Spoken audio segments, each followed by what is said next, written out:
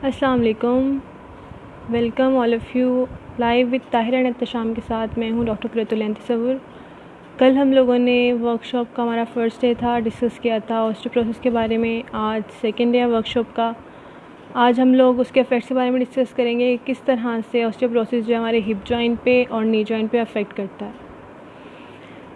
तो मुझे बता दें आप लोग अगर कि मैं ऑस्टियोपोरोसिस से ही स्टार्ट कर दूं, कल जो हमने पढ़ा था उसको थोड़ा समराइज़ कर दूं, या आगे अफेक्ट से स्टार्ट करूं। अगर कोई है लाइव तो मुझे बता दे कि मैं कल वाला समराइज़ कर दूं पहले, या फिर आज अफेक्ट से स्टार्ट कर दूं।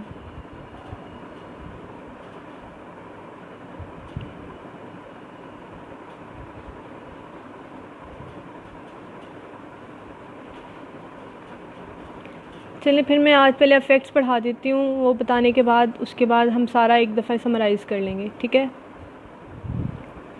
जी। हमारे टॉपिक का जो नाम है वो था कि affect of osteoporosis on hip and knee joint. ठीक है, अफेक्ट से ही स्टार्ट कर रही हूँ।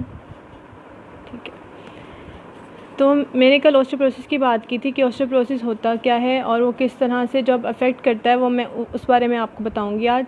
अगर हम अपने हिप जॉइंट की बात करें तो वो हमारी जो बॉडी है ना उसको स्टेबिलिटी प्रोवाइड करता है, क्योंकि हमारा जो बॉडी का वेट है ना वो सारा मोस्टली हिप जॉइंट पे आ रहा होता है, और उसके बाद हमारी लेग से होते हुए फुट में ट्रांसफ़र होता है। तो हमारा जो हिप जॉइंट है वो इम्पॉर्टेंट है हमारी बॉडी के लिए। और इसमें क्या होता है कि अगर बोन इंटेग्रिटी डिक्रीज़ होगी, स्ट्रेंथ डिक्रीज़ होगी, तो क्या होगा कि हमारी जो हिप जॉइंट है वो इनस्टेबल हो जाएगा, और हमारी जो बॉडी है उसका वेट सही से वो नहीं उठा सकेगा। अगर हम बोन की बात करें तो जो बोन है वो किससे बना होता है, या तो मिनरल से बने होते हैं या फिर इलास्टिक जो हमारे फाइबर्स होते हैं बोन में, उनसे बना होता है। हमारे बोन इन दो पार्ट से बनी होती है, या फिर इलास्टिक फाइबर्स और साथ में मिनरल्स। इसके अलावा क्या है कि हमारा जो बोन है, मैंने कल बताई थी कि वो लिविंग टिश्यू है। लिविंग टिश्यू कैसे है कि जो पहले वाले सेल्स हैं वो साथ साथ ब्रेक डाउन उनकी होती रहती है, और जो न्यू सेल्स हैं वो ग्रो करते रहते हैं। ये प्रोसेस जो हमारा बर्थ से स्टार्ट होता है और 30 ईयर्स की एज तक जो है चलता रहता है। उसके बाद जो है इसमें क्या होता है कि जो हमारे सेल जो जो बोन ग्रोथ के सेल हैं वो स्लो डाउन हो जाते हैं, लेकिन जो बोन ब्रेक डाउन के सेल हैं वो उनकी स्पीड जो है वो तेज़ हो जाती है एज 30 के बाद। इसलिए क्या होता है कि 30 ईयर्स के बाद जो है ऑस्टियोपोरोसिस का जो है ज़्यादा खर्चा होता है, लेकिन मोस्टली 50 ईयर्स के बाद होता है। 30 ईयर्स के बाद हमें ऑस्टियोआर्थराइटिस का भी खतरा होता है, डिफरेंट बोन डिजीज़ होती हैं उनका खतरा होता है। अगर हम लोग बात करें कि हमारे जो ऑस्टियोपोरोसिस का ज़्यादा अफेक्ट है, या तो वर्टिब्रास पे होता है या फिर हमारे हिप जॉइंट पे होता है। हिप जॉइंट मैंने आपको बताया कि वो स्टेबिलिटी प्रोवाइड करता है, उस पर अगर होगा तो हमारी जो बॉडी है वो अनबैलेंस हो जाएगी, और इस वजह से क्या होगा कि हम लोगों को जो सपोर्ट वो सही से नहीं मिल सकेगी। अगर हम हिप जॉइंट की बात करें तो हिप जॉइंट में आपको एक मिनट यहाँ से अगर मैं दिखा सकूँ, ये हमारी नॉर्मल बोन है, द हेल्दी बोन है ये वाली। और जब ऑस्टियोपोरोसिस होता है तो उस वजह से हमारी बोन इस तरह से उसकी अपीयरेंस हो जाती है, अगर आप लोग सही से देख सकें।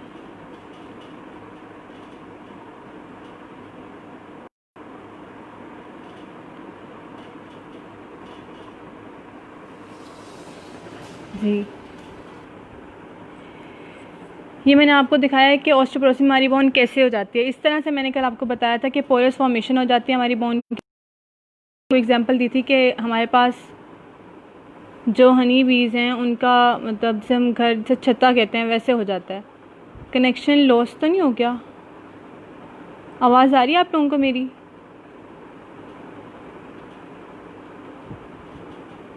कोई कमेंट कर दें, आप लोगों को आवाज़ आ रही है मेरी? कनेक्शन लॉस तो नहीं हो गया?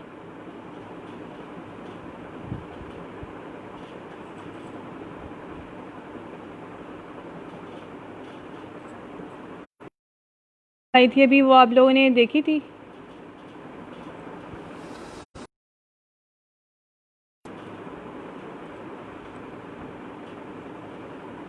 मैं दोबारा दिखा देती हूँ, मेरे ख्याल से कनेक्शन का इशू हो गया था।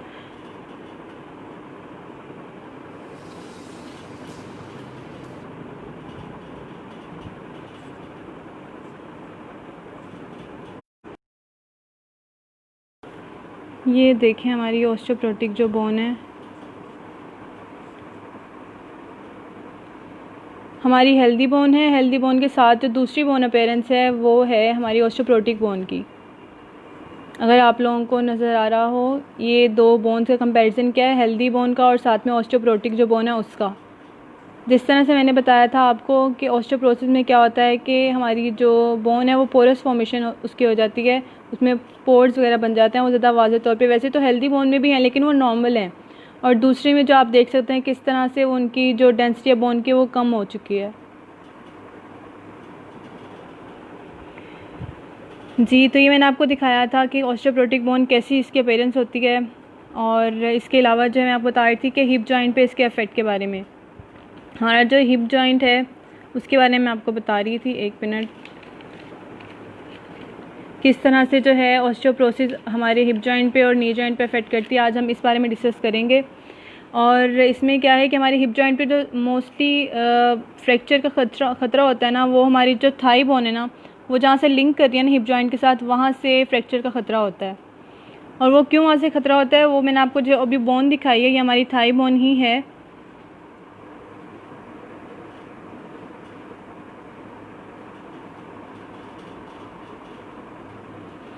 इस पॉइंट से जो है बोन को हमारे जो थाई बोन है इसको फ्रैक्चर होने का सा खतरा होता है हिप जॉइंट की अगर हम बात करें तो।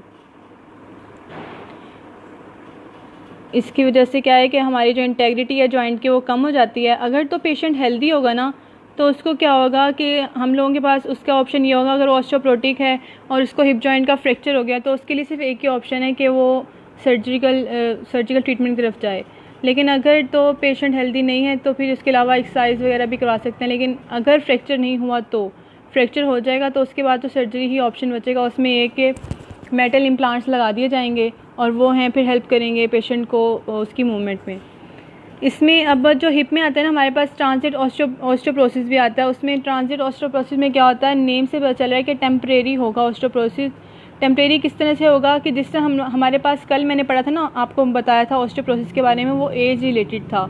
वो हमारे पास क्या होता है कि वो पेनलेस होता है और प्रोग्रेस करती रहती है कंडीशन। लेकिन जो ये हमारे पास ट्रांजिट ऑस्टियोप्रोसिस आता है इसमें क्या होता है कि हमारे पास जो ये हमारी थाई बोन है यानी कि फेमोरल हेड, इसका अगर मैं मेडिकल टर्म में बात करूं तो फेमोरल हेड हम इसे कहते हैं। और अगर मैं आम ज़बान में बात करूं तो इसको हम, जो हमारी थाई बोन है ये वहाँ से वीक हो जाती है। मैंने को पॉइंट जो बताया जहाँ से फ्रैक्चर होने का खतरा होता है, वहाँ से इसके वीकनेस होने की वजह से क्या है कि इसके ना फ्रैक्चर के चांसेस ज़्यादा हो जाते हैं।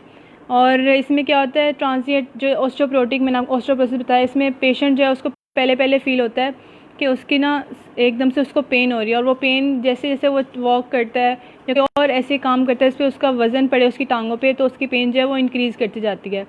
इससे क्या होता है कि ये होती तो बहुत कम मतलब लोगों में है ऑस्टियोप्रोसिस, जो ट्रांजिट ऑस्टियोप्रोसिस है, लेकिन इसकी 30 ईयर्स टू 60 ईयर्स तक। कल मैंने आपको बताया था कि 50 अबव से जो है ऑस्टियोप्रोसिस स्टार्ट होता है, लेकिन ट्रांजिट ऑस्टियोप्रोसिस की जो मैं बात कर रही हूँ वो 30 ईयर्स से लेकर 60 ईयर्स तक जो है पेशेंट्स उसका शिकार हो सकते हैं। इसमें जो मोस्टली शिकार होते हैं वो हमारे जो हैं उनमें लोग आते हैं कि जो प्रेग्नेंट फीमेल्स होती हैं, वो होती हैं उनको तो जिनका लास्ट ट्राइमेस्टर चल रहा होता है, स्पेशली वो लोग या फिर जिनने रिसेंटली जो है बर्थ दी होती है, ये ज़्यादा प्रोन होती हैं कि उनको ट्रांजिट ऑस्टियोप्रोसिस हो। अब ट्रांजिट ऑस्टियोप्रोसिस मैंने आपको बताया कि टेम्परेरी कंडीशन है, ये वक्त के साथ साथ ठीक हो जाती है और बोन जो है उसको वापस अपनी स्ट्रेंथ मिल जाती है। लेकिन जो एज रिलेटेड ऑस्टियोप्रोसिस है उसमें क्या होता है कि वो तो जो टाइम के साथ साथ जो है ज़्यादा वर्सन होती है ट्रांजिट ऑस्टियोप्रोसिस जो है। और इसमें ये फ़र्क है कि ट्रांजिट जो है वो उसका पहला सिम्टम ही आएगा कि पेन एकदम से स्टार्ट होगी, और जब आप चलेंगे या कोई भी ऐसा काम करेंगे जिससे वज़न जो है आपकी टांगों पे आए तो उसमें क्या होगा, आप लोगों की पेन बढ़ती जाएगी। और इसके बाद क्या है कि एक वो कंडीशन आ जाएगी जब आप लोगों को फील होगा कि अब तो बस चलना भी महाल हो गया। लेकिन जो दूसरी ऑस्टियोप्रोसिस की हम बात कर रहे हैं उसमें क्या होता है, उसमें ये होता है कि जो पहले कल मैंने बात की थी ऑस्टियोप्रोसिस, उसमें क्या है कि एकदम से जो है ऐसी कोई पेन आपको स्टार्ट नहीं होगी, बल्कि आप लोगों को वीकनेस फील होगी और उसके बाद आप लोगों को मतलब पेनलेस सिम्टम है ऑस्टियोप्रोसिस, और वो प्रोग्रेस करती जाएगी। प्रोग्रेस करते करते फिर आप लोगों की जो बोन्स हैं वो वीक होंगी और वीक होने के बाद उनकी बोन डेंसिटी कम होगी, बोन मास कम होगा और वो इवेंचुअली क्या है फ्रैक्चर हो जाएंगी। ट्रांसिएंट की मैं बात कर रही थी कि कोई टेम्परेरी जो ऑस्टियोपोरोसिस है वो सबसाइड उसके सिम्टम कर जाते हैं अगर वो हो जाए किसी पेशेंट को 6 मंथ्स to 12 मंथ्स लगते हैं, यानी कि तकरीबन 1 साल तक सबसाइड कर जाते हैं। और फिर जो पेशेंट है उसकी जो जिस बोन में ट्रांसिएंट ऑस्टियोपोरोसिस हुआ होता है, मोस्टली हिप जॉइंट में होता है, वो अपनी नॉर्मल पोजीशन में वापस आ जाता है। अगर हम इसकी कॉजेज़ की बात करें कि ट्रांसिएंट ऑस्टियोपोरोसिस क्यों होता है, तो इसमें ये हो सकता है कि कोई भी मतलब जो हमारी बोन है, हिप जॉइंट है अगर, तो उसमें क्या है कि उसको प्रॉपर ब्लड फ्लो नहीं मिल रही, कहीं से कोई ऑब्स्ट्रक्शन आ गई है, किसी रुकावट की वजह से ब्लड फ्लो जो है वो रुक गया है।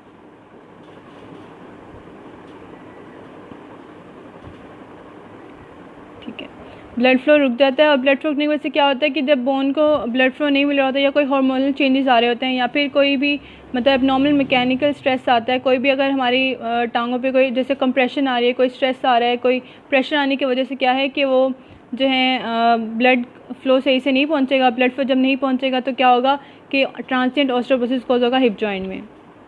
अगर इसकी सिम्टम्स की बात करें, मैंने आपको पहले बताया कि एकदम से पेन स्टार्ट होगी और वो पेन जो है वो एग्रीवेट करते जाएगी जैसे जैसे आप लोग वॉक करेंगे या फिर कोई भी ऐसी एक्टिविटी करेंगे जिससे आपकी टांगों पर या हिप जॉइंट पे जो है वज़न आए। इसके अलावा वो पेन सिर्फ आपको टांग या थाई में मतलब आपकी नहीं रहेगी, बल्कि आपके ग्रोइन रीजन में भी जाएगी, आपके बटक्स में भी जाएगी, रेडिएट करेगी पेन, और पेन इंक्रीज़ करेगी जैसे आप कोई वेट बेयरिंग एक्टिविटीज़ करेंगे, यानी कि जिससे वज़न जो है आपकी हिप्स पे या आपकी टांगों पे पड़े, उससे उन एक्टिविटीज़ से जो है ये पेन ज़्यादा बढ़ेगी।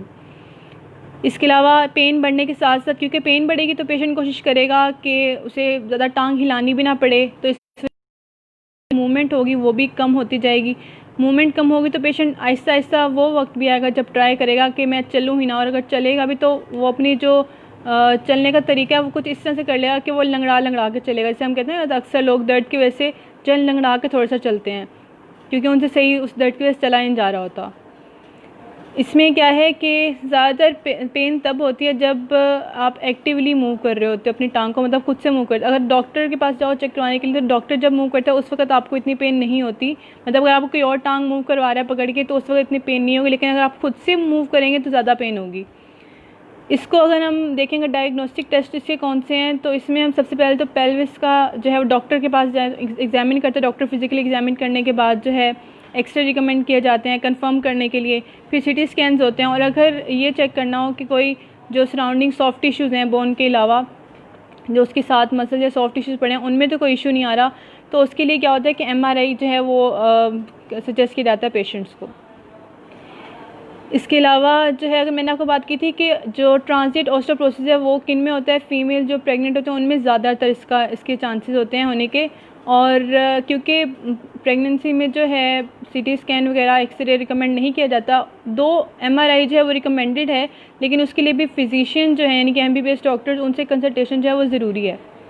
अगर हम इसकी ट्रीटमेंट की बात करें तो ट्रीटमेंट क्या हो कि वेट बेयरिंग रिस्ट्रिक्शन जो है वो कम करनी पड़ेगी, यानी कि जिनसे टांगों पे वज़न पड़ता है पहले तो टेम्परेरीली कम करना है, क्योंकि ट्रांसिएंट है, इसने कुछ टाइम में ख़त्म हो जाने से हमने बताया कि 6 महीने से लेके 1 साल तक रहता है, उसके बाद ये ख़त्म हो जाता है। तो उस दौरान तक ये है कि टेम्परेरीली आप लोगों को वज़न जो है वो कम करना होगा। वज़न कम करने के अलावा कुछ ऐसी एक्टिविटीज़ से इज्तनाब करना होगा जिससे वज़न जो है डायरेक्टली आपकी टांगों पे पड़े, या फिर आप ये कर सकते हैं कि वॉकिंग एड यूज़ कर सकते हैं। वॉकिंग एड में केन्स आए थे हमारे पास आ जाती हैं, या फिर जो है हमारे पास क्रचेज़ आ जाते हैं, वो यूज़ कर सकते हैं ताकि जो है कम से कम आपकी टांगों पे वज़न पड़े। इसके अलावा वाटर एक्सरसाइज रिकमेंड की जाती हैं। वाटर एक्सरसाइज क्यों रिकमेंड करते हैं, क्योंकि जब आप अंडर वाटर मतलब एक्सरसाइज करते हैं तो आपको जो बॉडी वेट है ना वो बहुत कम हो जाता है। बिल्कुल आप लोगों ने जो स्विमिंग करते हैं एक्सपीरियंस किया होगा कि पानी में जाके बिल्कुल हल्का सा जो है वो फील करता है बंदा, मतलब ऐसा जैसे वज़न है ही नहीं हमारे साथ, और जैसे ही फिर आप स्विमिंग करके बाहर निकलते हैं एकदम से फील होता है कि इतना ज़्यादा वज़न भारी भारी सा फील होता है। वो क्यों, क्योंकि वाटर अंडर वाटर जाके आप लोग जो है बिल्कुल वेटलेस वाली कंडीशन हो जाती है। इसके अलावा जो है अगर हम लोग न्यूट्रिशन की बात में कल भी बात की थी कि विटामिन D और कैल्शियम इंटेक अपना ज़्यादा बनाएं, इससे आप ठीक कर सकते हैं अपनी जो ट्रांसिएंट ऑस्टियोपोरोसिस है हिप जॉइंट के उसको। ये आज का अभी हिप जॉइंट के इफेक्ट तक मैंने आपको बताया था। इससे अगर आपने किसी क्वेश्चन कोई पूछना है तो आप बताएं, कमेंट कर दें अगर किसी को क्वेश्चन है हिप जॉइंट से रिलेटेड, फिर ताकि मैं आगे नी जॉइंट पे चलूँ।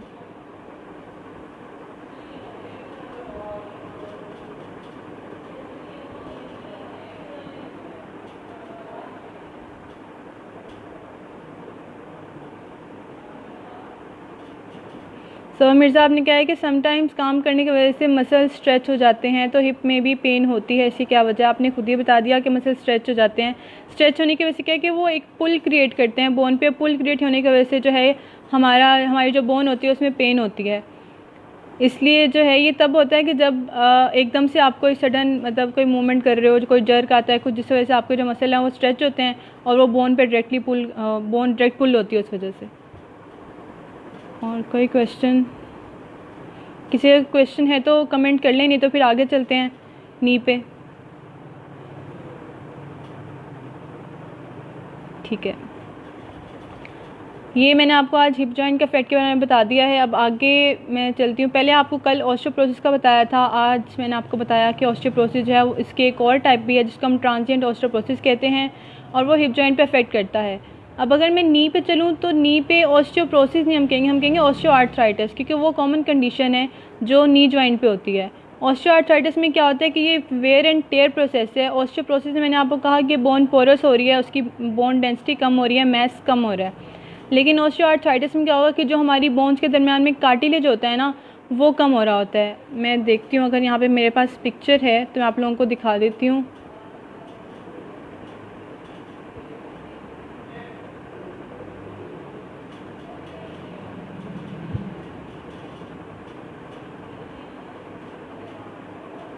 चलें पिक्चर में फिर अभी देखती हूँ, अभी तो मुझे नहीं मिली। लेकिन मैं बताती हूँ कि ऑस्टियोपोरोसिस में जो है मैंने बताया है कि उसकी बोन डेंसिटी कम हो रही है, बोन मिलर कम हो रही है, इसकी वजह से जो बोन है वो पोरस फॉर्मेशन में आ रही है। उसमें सारी जो है मैंने आपको बताया था रिजेम्बलेंस, जैसे शहद की मक्खियों का छत्ता होता है उस तरह से रिजेम्बलेंस हो जाती है बोन की, आपको मैंने दिखाई भी थी।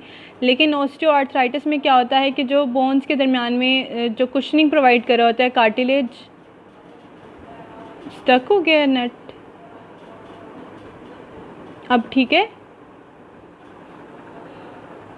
एनी खान का कमेंट है कि स्टक हो गया है।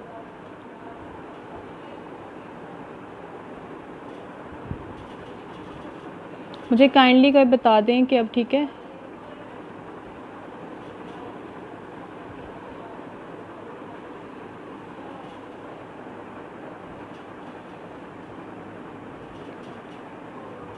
कोई कमेंट कर दें कि अब नेट ठीक हुआ।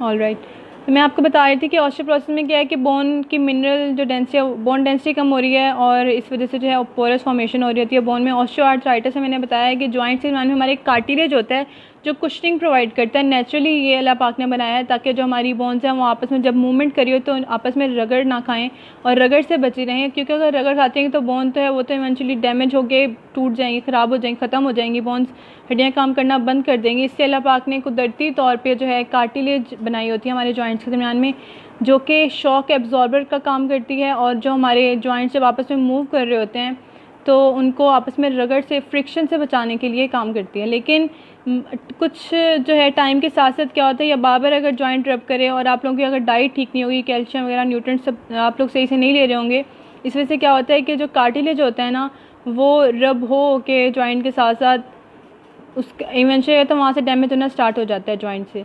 अब वो डैमेज होगा तो वहाँ पे शॉक भी एब्जॉर्ब नहीं कर सकेगा, उसमें जो है लेस, उसमें जो उसकी एबिलिटी होगी शॉक एब्जॉर्ब करने की वो लेस हो जाएगी।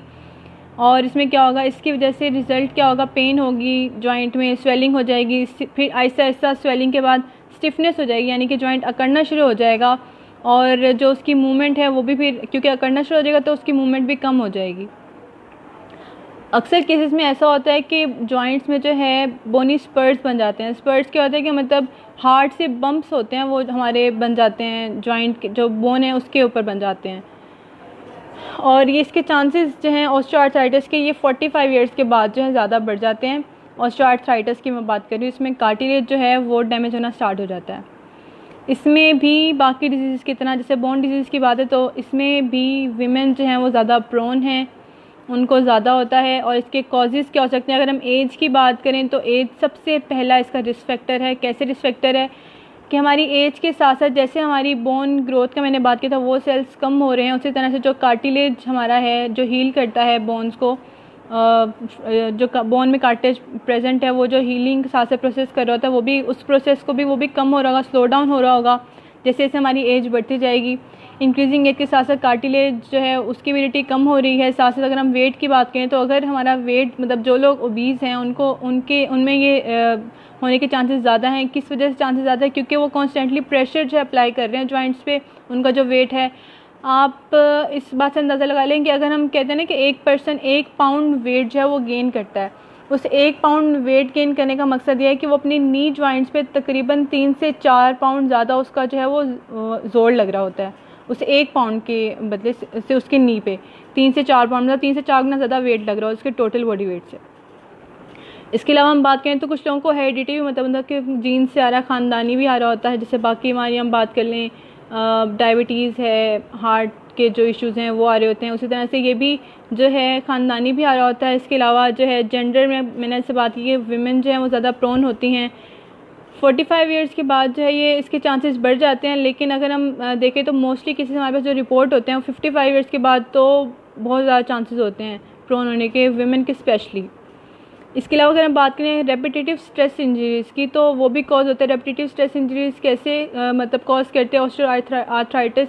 वो इस तरह से कॉज करती है कि जो लोग जिमनास्ट मतलब करते हैं या फिर जो लोग स्पोर्ट्स में पार्टिसिपेट करते हैं, जो हमारे जैसे हमारे प्लेयर्स हैं, नेशनल प्लेयर्स हैं, इंटरनेशनल प्लेयर्स हैं, उन लोगों का हर वक्त क्या काम होता है कि भाई उन्होंने हर वक्त जो है या जो जैसे लॉन्ग डिस्टेंस रनिंग है वो लोग भाग रहे हैं, कोई फुटबॉल खेल रहे हैं या फिर टेनिस खेल रहे हैं, डिफरेंट स्पोर्ट्स करें, डिफरेंट गेम्स करें, उनके साथ क्या है कि वो हर कॉन्स्टेंटली अपने जॉइंट्स हैं उनको मूव कर रहे हैं, रेपिटेटिवली मूव कर रहे हैं।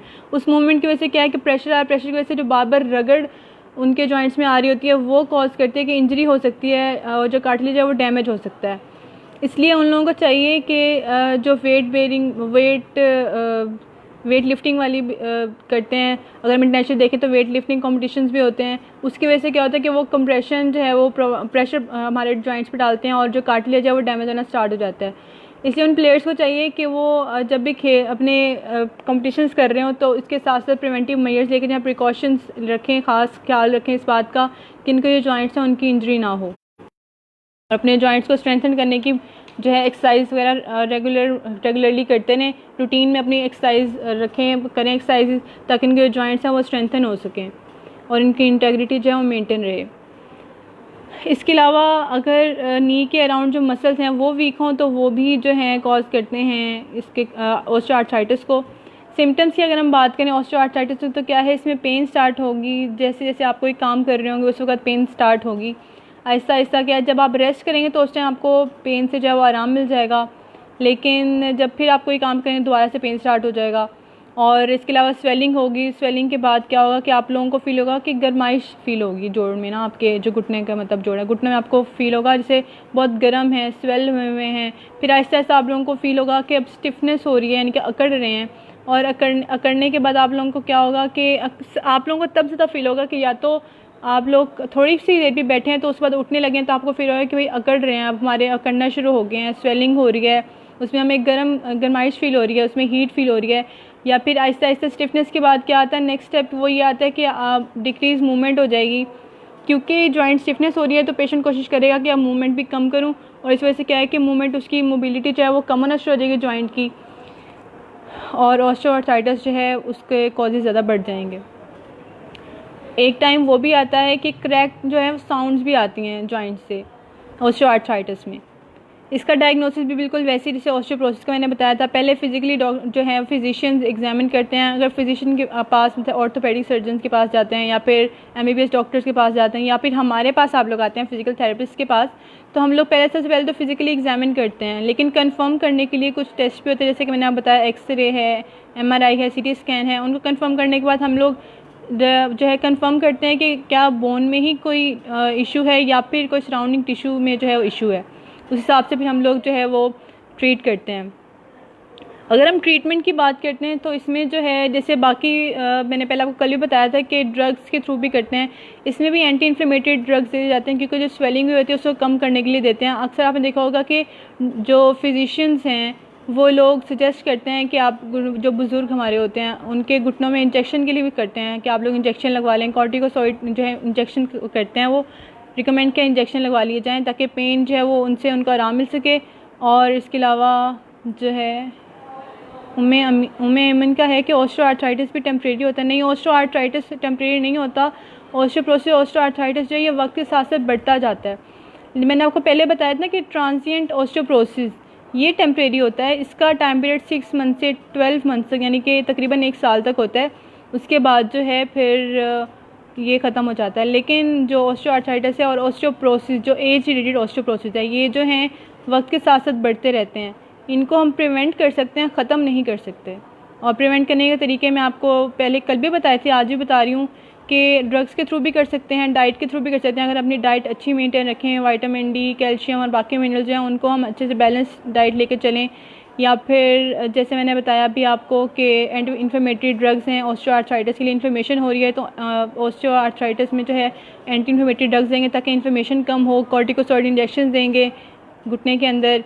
इसके अलावा जो है अगर हम एक्सरसाइज की बात करें तो एक्सरसाइज उनको रिकमेंड करेंगे जिससे उनकी जॉइंट की जो है इंटेग्रिटी बढ़े और जॉइंट जो है उनकी उसकी फ्लेक्सिबिलिटी वाले मोबिलिटी बढ़े। और इसके अलावा जो है मसल्स हैं उनकी स्ट्रेचिंग वगैरह करवाएंगे। अक्सर ऐसा होता है कि जो पेशेंट होते हैं सर्जिकल इश्यूज़ भी कुछ पेशेंट होते हैं जिनके लिए सिर्फ सर्जिकल इश्यूज़ बच जाते हैं जो सर्जिकली ट्रीट बस कर सकते हैं। अब सर्जिकल अगर ट्रीटमेंट की बात करते हैं तो उसमें 3 तरह के ट्रीटमेंट्स आते हैं। एक तो आर्थोस्कोपी है, ऑस्टियोटमी है और तीसरा जो है हमारे पास आर्थोप्लास्टी है। और आर्थोस्कोपी में क्या है कि जैसे आर्थोस्कोप जो है ना, आर्थोस्कोप के थ्रू जो है जॉइंट जहाँ पे डैमेज हो कार्टिलेज हुआ होता है जॉइंट में उसको रिमूव कर देते हैं। आर्थोस्कोपी में ये होता है। ऑस्टियोटमी में क्या है कि जो जॉइंट नी है ना उसकी अलाइनमेंट सेट करते हैं। अलाइनमेंट कैसे सेट करते हैं कि जो वहाँ पे बोन्स है ना, जो उनकी शेप बोन्स की शेप है उसको ऑल्टर कर देते हैं ताकि जो नी की अलाइनमेंट है ना वो करेक्ट की जा सके। और अगर हम बात करें आर्थोप्लास्टी की, आर्थोप्लास्टी में क्या है कि जॉइंट चेंज कर दे। चेंज कैसे करते हैं कि पूरा का पूरा जॉइंट मतलब उसकी जगह कोई मेटल इम्प्लांट लगा देते हैं। लेकिन उसके बाद फिर कॉम्प्लिकेशंस भी होती हैं। अक्सर ऐसे होता है कि जो प्रोस्थेटिक लगाते हैं, जो इम्प्लांट लगाते हैं उसमें कॉम्प्लिकेशन क्या होता है कि वो ख़राब हो जाता है तो फिर वो दोबारा सर्जरी करनी पड़ती है। वैसे तो अगर रिसेंट स्टडीज़ बता रही हैं कि आजकल ऐसे प्रोस्थेसिस भी मौजूद हैं जो तकरीबन 20 ईयर्स तक कामयाबी से चलते हैं।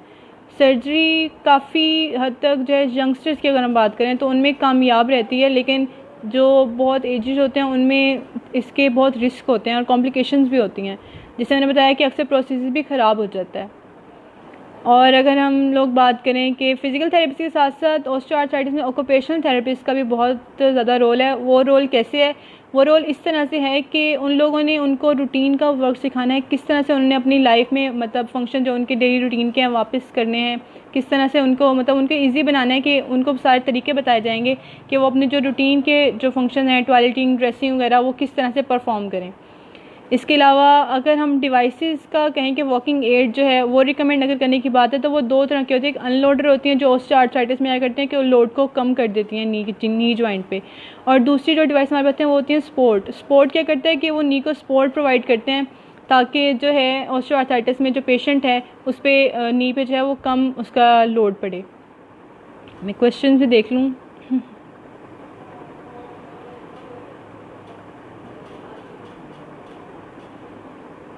जी, क्रैकिंग की आवाज़ तो टीनेजर में भी होती है। जी होती है, लेकिन वो कुछ गैसियस बबल होते हैं जॉइंट्स में, उनकी वजह से भी आवाज़ आती है। लेकिन अगर ऑस्टियोआर्थराइटिस की बात करें तो खाली क्रैकिंग सिम्टम नहीं है। मैंने आपको बाकी बताया कि स्वेलिंग होगी, पेन होगा, इसके अलावा जो है आपको फील होगा जॉइंट जो है वो जैसे वार्मथ उसके जॉइंट में हो रही होगी वो फील होगी, इस वजह से होगी। खाली क्रैकिंग अगर हम उसको कहें तो वो खाली क्रैकिंग नहीं है। और इसके बाद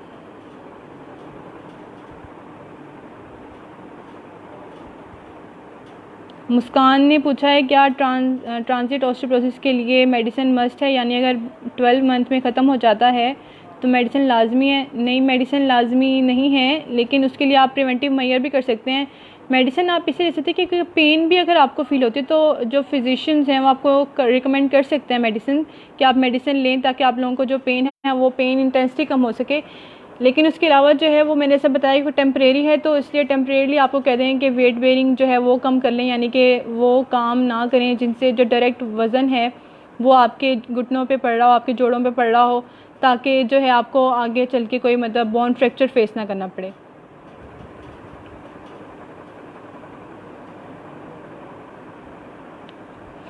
अगर प्रिवेंशन, जी बिल्कुल, अगर प्रिवेंशन उम्मे एमन का है कि अगर प्रिवेंशन प्रॉपर यूज़ की जाए तो ट्रांजिट 12 मंथ से पहले भी रिकवर हो सकता है, बिल्कुल हो सकता है। मैंने आपको बताया है कि 6 मंथ से 12 मंथ तक का टाइम पीरियड है जिसमें ट्रांजिट ऑस्टियोपोरोसिस जो है वो ठीक हो जाता है। टेम्परेरी होता है तो इसी टाइम पीरियड में ही वो ख़त्म हो जाता है, अगर आप प्रिवेंटिव मेजर्स हैं वो करेक्टली लें और यूज़ करें उनको सही से। बिनीश मुसरत का है कि सॉफ्ट ड्रिंक्स और टी एडिक्टेड पीपल में ज़्यादा प्रेवलेंस होगी। रिस्क फैक्टर होते हैं, मैं आपको वही बता रही हूँ कि डाइट पे भी डिपेंड करता है। अब जैसे इसमें कैफ़ीन होती है टी में, और सॉफ्ट ड्रिंक में आपको पता है कि वो भी जो है उसमें पूरी सेक्रीन ने मिलाई होती है, और इतने ज़्यादा जो जितनी रिकमेंडेड अमाउंट है उससे इतनी ज़्यादा शुगर होती है सॉफ्ट ड्रिंक्स में, और फिर इस कार्बोनेटेड ड्रिंक होती हैं, तो इस वजह से रिस्क फैक्टर कहीं ना कहीं से ये इंटरलिंक कर रहे होते हैं। जो आइडियल डाइट है, बैलेंस डाइट है, अगर उसको लेके ना चला जाए तो अगर ये ना सही तो कोई और मतलब जो है हमारे पास डिसऑर्डर्स वो कॉज हो जाते हैं।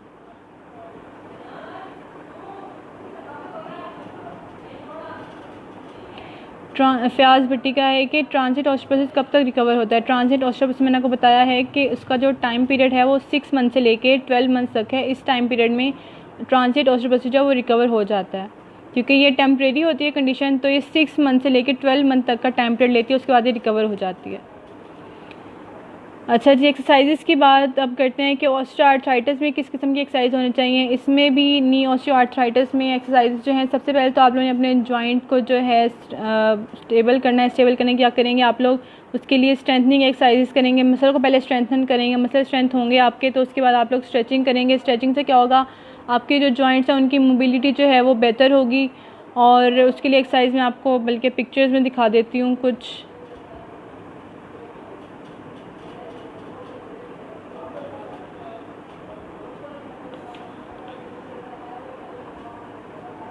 अगर ये पिक्चर्स आप देख सकें,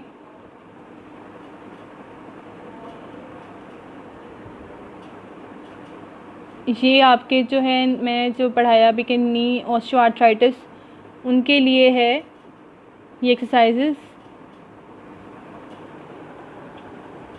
अगर मैं फूड की बात करूं, बल्कि पहले मैं आपको एक्सरसाइजेस दिखाती हूँ।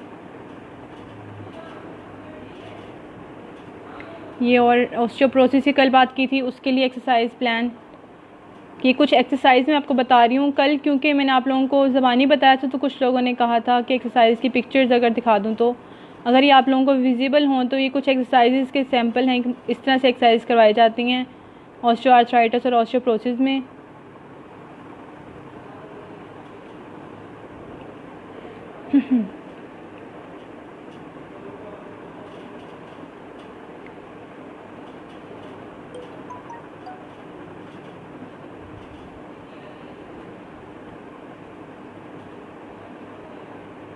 ये एक और एक्सरसाइज प्लान।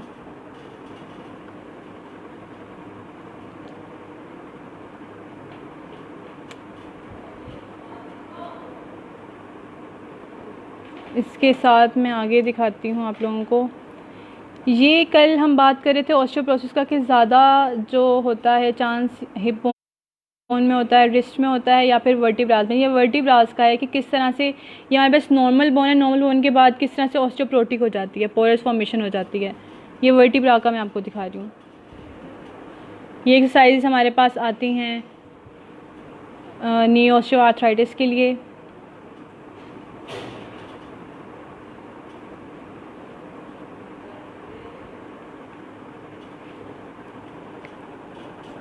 और अगर मैं आप लोगों को डाइट का दिखाऊं तो डाइट ये देखें, डेयरी प्रोडक्ट्स का मैंने कल बताया था कि दूध दही इस्तेमाल ज़्यादा करें। गोश्त का मैंने आपको कहा था, मैंने कहा फ़िश कहा था जब उसका मौसम आएगा, मतलब अभी तो क्योंकि गर्मियाँ हैं तो जैसे थोड़ा मौसम बेहतर होगा तो फ़िश आप लोग यूज़ करें। इसके अलावा ग्रीन जो वेजिटेबल्स हैं वो यूज़ करें, फ्रेश फ्रूट्स यूज़ करें ताकि जो आपकी बोन्स हैं वो स्ट्रेंथन हो सकें।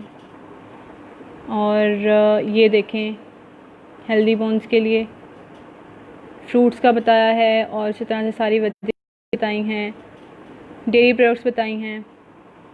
अगर बैलेंस डाइट लेके चलेंगे तो आप लोगों को बोन का कोई इशू भी नहीं होगा, फिर चाहे वो ऑस्टियोआर्थराइटिस हो या ऑस्टियोपोरोसिस हो।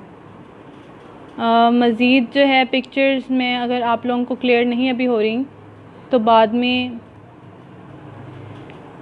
कमेंट्स में ही मैं कर दूँगी पिक्स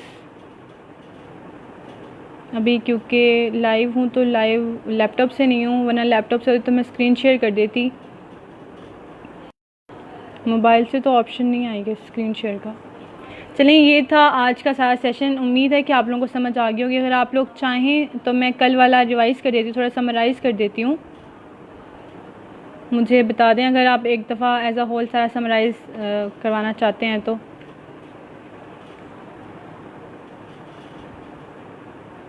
मैं आपको वैसे ही बता देती हूँ कि ऑस्टियोपोरोसिस से कल हमने स्टार्ट किया था। जॉइंट्स में पेन होती है, 1 मिनट मैं देख लूँ, शायद क्वेश्चंस आए थे।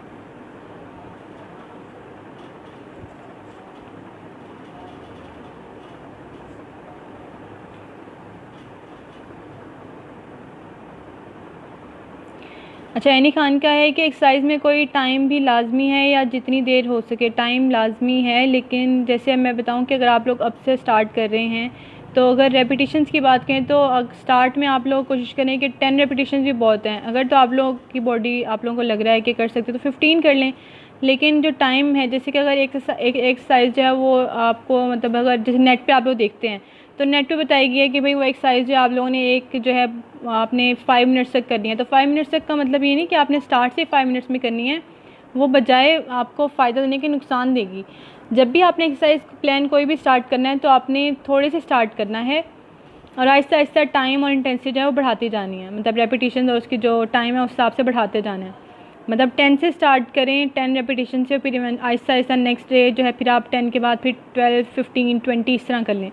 और अगर टाइम की बात करें तो अगर आप एक एक्सरसाइज जो है वो 1 मिनट या मतलब स्टार्ट अगर कर रहे हैं तो 30 सेकंड टू 1 मिनट तक करें। अगर आप लोग की बॉडी जो है वो उसको बेयर कर सकती है, नहीं तो 30 सेकंड से स्टार्ट करें और फिर आहिस्ता आहिस्ता उसको 1 मिनट से 2 मिनट जितना उसको आप कैरी कर सकते हैं लेके जाएं। एकदम से टाइम ना बढ़ाएं, वरना वो जो है नुकसान देगा। मेमन का पेनफुल होती हैं एक्सरसाइजेज? पेनफुल होंगी अगर आप लोगों के जो हैं जॉइंट्स वो, क्योंकि स्ट्रेचिंग आप लोग करेंगे और अगर आप लोगों को जो है स्टिफनेस हुई होगी, क्योंकि एक्सरसाइज अगर आप नहीं कर रहे नॉर्मल रूटीन में या नॉर्मल रूटीन में बिल्कुल रेस्ट करते हैं, कोई काम नहीं करते, तो इस वजह से क्या है कि थोड़ी स्टार्ट में पेन होगी। जैसे हम लोग बहुत ज़्यादा वॉक कर लें तो नेक्स्ट डे जैसे हमारे जो है टांगों में अक्सर पेन होती है, जिसे हम अगर लेम लैंग्वेज में कहूँ तो हम कहते हैं खलियाँ पड़ गई हैं। वो क्यों पड़ती हैं? क्योंकि हम लोगों ने पहले मतलब एकदम से बहुत ज़्यादा वॉक कर लेते हैं या कोई ऐसा काम कर लेते हैं जिसकी वजह से हमारे जो है वो टांगे जो हैं उनमें दर्द एकदम से शुरू हो जाती है। लेकिन अगर आप वही वॉक या वही एक्सरसाइज 1 से मतलब 2 से 3 दिन आप लोग करें तो उसके बाद आप लोग यूज्ड हो जाते हैं और फिर आप लोगों को जो है उसके कोई साइड इफ़ेक्ट्स इस तरह ऐसे नहीं मिलते, कोई पेन वगैरह नहीं होती। तो इसे जब भी स्टार्ट करें थोड़े से स्टार्ट करें, फिर आहिस्ता आहिस्ता उसकी जो टाइम है और इंटेंसिटी वो बढ़ाते जाएँ, फिर आप लोगों को पेन नहीं होगी क्योंकि बॉडी यूज्ड हो जाएगी।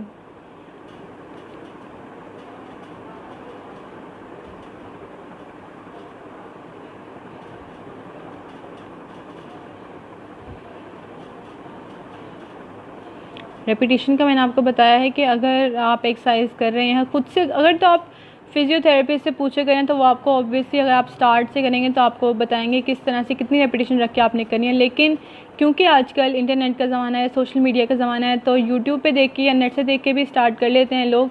उसमें इस बात का ख्याल रखा करें कि जितनी उन्होंने बताई होती है उतनी ही अमाउंट में, ज़रूरी नहीं है कि आप लोग स्टार्ट कर दें। आप लोग थोड़े से स्टार्ट करें, थोड़ी रेपिटेशन से स्टार्ट करें, 10 to 12 रेपिटेशन से स्टार्ट करें, उसके बाद आहिस्ता आहिस्ता बढ़ाते जाएं। और टाइम लिमिट भी जो है वो 30 सेकंड से स्टार्ट करें या 40 सेकंड से, उसके बाद फिर आहिस्ता आहिस्ता बढ़ाएं, एकदम से ज़्यादा मत बढ़ाएं। और अगर आप लोगों के पास 3 से 4 एक्सरसाइज के सेट्स हैं, जैसे आप लोग यूट्यूब पे या देखते हैं इंटरनेट वगैरह से देख के अगर कर लेते हैं, तो हर एक्सरसाइज में ज़्यादा नहीं तो कम से कम 30 सेकंड का गैप ज़रूर दें ताकि उस 30 सेकंड में आप थोड़ा रेस्ट कर सकें। और कोई क्वेश्चन हो अगर किसी का?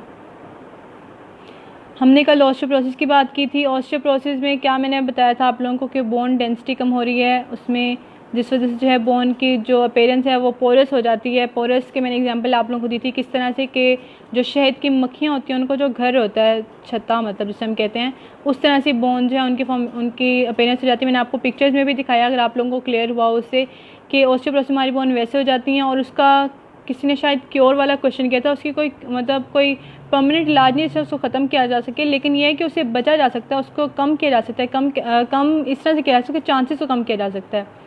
वो किस तरह से किया जा सकता है कि मैंने आपको बताया था कि आप अपनी डाइट को बेहतर रखें, डाइट में जो है फ्रेश फ्रूट्स और वेजिटेबल्स खाएँ, डेयरी प्रोडक्ट्स खाएँ, दूध दही वगैरह खाएँ, और जो है फ़िश वगैरह खाएँ। इस तरह से आप उसके इफ़ेक्ट्स को कम कर सकते हैं, जो उसके मतलब चांसेस हैं आप लोगों को कि आप लोगों को ऑस्टियोपोरोसिस हो या ऑस्टियोआर्थराइटिस हो, चांसेस को कम किया जा सकता है। लेकिन इनको अगर हम कहें कि बिल्कुल ठीक कर दें तो वो ठीक वाला हिसाब नहीं होगा। बस ये कि एक्सरसाइज वगैरह कर सकते हैं, एक्सरसाइज से खुद को फिट रख सकते हैं। एज फैक्टर भी असर करता है। मैंने आपको बताया था कि जो ऑस्टियोपोरोसिस है वो 50 ईयर्स के बाद जो है होता है ऑस्टियोपोरोसिस।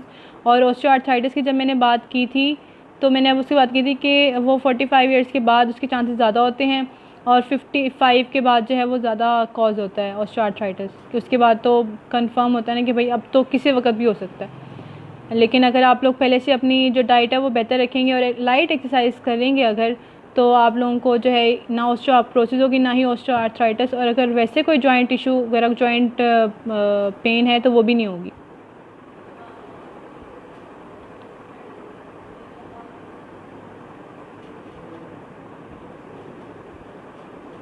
जज़ाकल्लाह खैर एवरीवन इतने अच्छे अच्छे कमेंट्स के लिए। और अभी असमा पूछ रही हैं कि मेरा पेन बहुत रहता है नी में। सेल्फ असेसमेंट मैंने आपको आपके इसका बताया, एज फैक्टर का, एज फैक्टर भी असर करता है। लाइक अगर किसी को जॉइंट्स का इशू हो तो मैंने इस आपका ही अभी जवाब दिया था कि मतलब एज का जो मैंने बताया था ऑस्टियोपोरोसिस का और ऑस्टियोआर्थराइटिस का।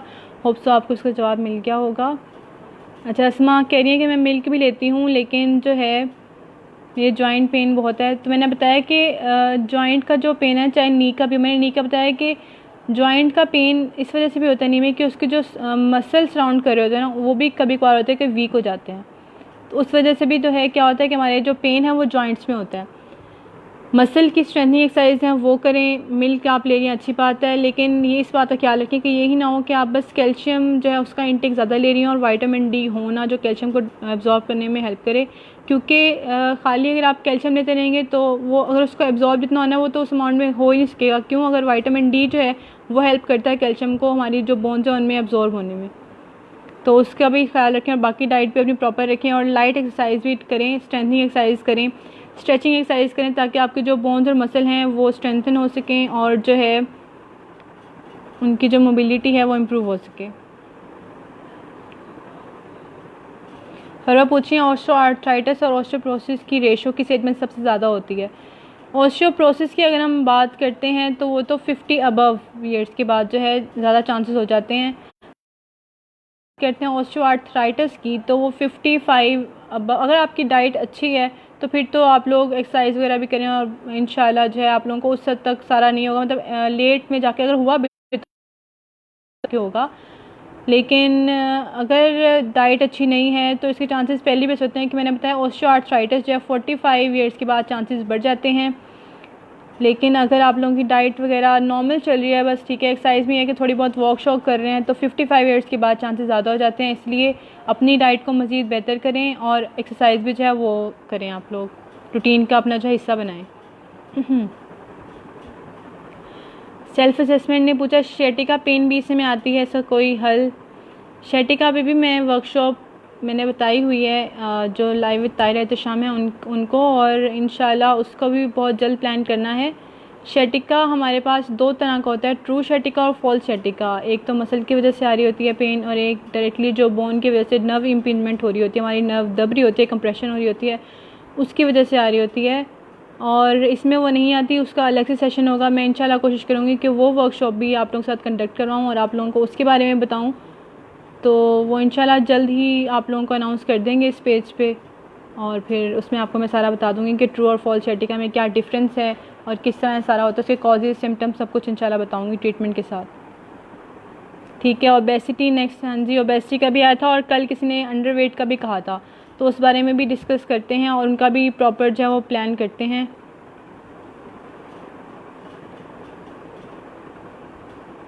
अस्मा आबिद ऑक्यूपेशनल थेरेपिस्ट, तो हो सकता है कि आपके कोई मतलब आप कह रहे हैं ना ऑक्यूपेशनल थेरेपिस्ट हैं आप, तो आपके कोई पोस्चर ऐसा होगा क्योंकि ऑक्यूपेशन है ना आपका, तो पोस्चर की वजह से भी हो सकता है कि बहुत देर बैठने की वजह से स्टिफनेस आ जाती है, तो उस वजह से भी पेन हो सकता है आपके नी में।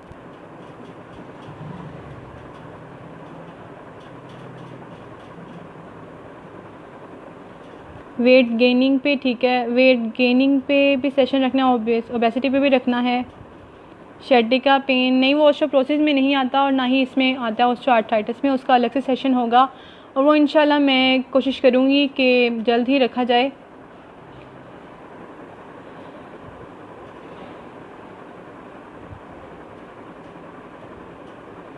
अच्छा जी, ये किसने क्वेश्चन किया है? आलिया ने किया है। अगर एक्सीडेंट की वजह से जॉइंट प्रॉब्लम हो, मीन्स मेरा भाई है उसकी टांग मूव नहीं होती, सही से चल लेता है लेकिन टांग फोल्ड नहीं होती, सो कोई इलाज वगैरह उसके कोई मेनिस्कस स्टेज या कुछ हो, या फिर जो नी बकल मतलब कर जाए, उसमें यह है कि मैंने बताया कि जॉइंट के अलावा भी उसमें जो है मसल्स पड़े हैं, आसपास मेनिस्काए पड़े हैं हमारे नी की, अगर हम बात करें उसमें सर्टेन फैक्टर्स हो सकते हैं।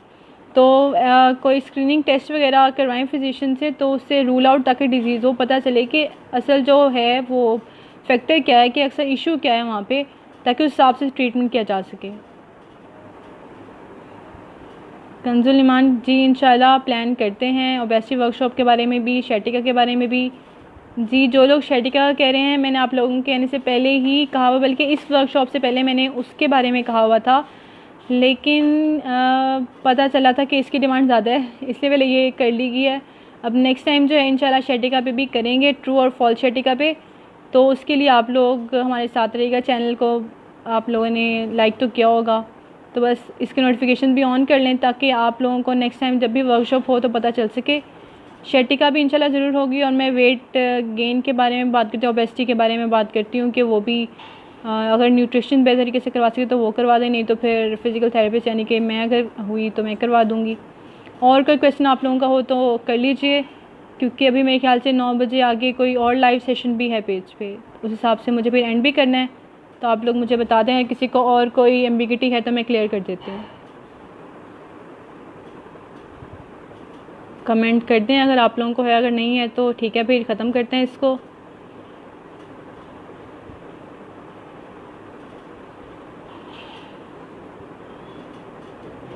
मेरे ख्याल से सबके जो ख़दशात थे वो दूर हो चुके हैं, सारे जो एम्बिगिटीज़ थी वो भी क्लियर हो चुकी हैं, इसलिए कमेंट नहीं आ रहा फ़िलहाल क्वेश्चन है कोई। ठीक है, फिर आप लोग अपना बहुत सारा ख्याल रखिएगा। इंशाल्लाह फिर दोबारा मुलाकात होगी किसी अच्छे से टॉपिक के साथ, मज़ीद बेहतर इन्फॉर्मेशन आपको मैं प्रोवाइड करने की कोशिश करूँगी। जो भी हमने अभी टॉपिक सोचे हैं उनमें से किसी टॉपिक को या कोई और टॉपिक, जो भी टॉपिक मैनेज हो सके इंशाल्लाह इन टॉपिक्स पे भी करूँगी, और इसके अलावा भी टॉपिक्स में इंटरेस्टिंग ढूंढूंगी ताकि उसमें मैं आप लोगों को अच्छे से जो है वो गाइड कर सकूँ और नॉलेज प्रोवाइड कर सकूँ। आप लोग अपना बहुत ज़्यादा ख्याल रखिएगा, और ये नॉलेज अपने घर वालों के साथ भी शेयर करें, अपने दोस्तों के साथ शेयर करें, ताकि सबको पता चल सके क्या क्या फैक्टर्स हो सकते हैं और किस तरह से उनसे बचा जा सकता है। अपना बहुत ज़्यादा ख्याल रखिएगा, दुआ में याद रखिएगा। अल्लाह हाफ़िज़।